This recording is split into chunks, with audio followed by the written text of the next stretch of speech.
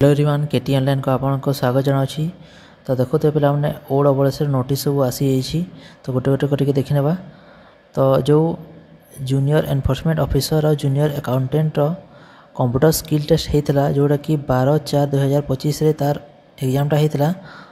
तो जो पिला माने क्वालिफाई करछंती कंप्यूटर स्किल टेस्ट रे तार रोल नंबर सब आसी। तो देखुते 166 जन कैंडिडेट क्वालिफाई करछंती कंप्यूटर स्किल टेस्ट रे।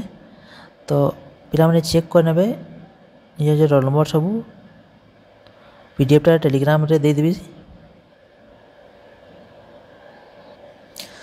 आ सेकेंड अपडेट पिला माने देखुते जो सीजीएल रो कंप्यूटर स्किल टेस्ट जोटा कि 5/4/2024 रे हेतरा तार भी कंप्यूटर स्किल टेस्ट रो रिजल्ट आसी। 2005 जन पिला को सिलेक्ट करछंती माने क्वालिफाई होती कंप्यूटर स्किल टेस्ट रे। तो पिला माने निज रोल नंबर सब चेक करने और कमेंट बॉक्स रे भी जणाइबे।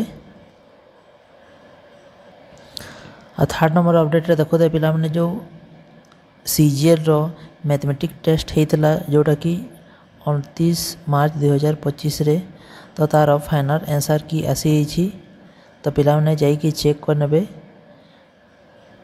और तार लिंक 18/4/2025 जाए रही।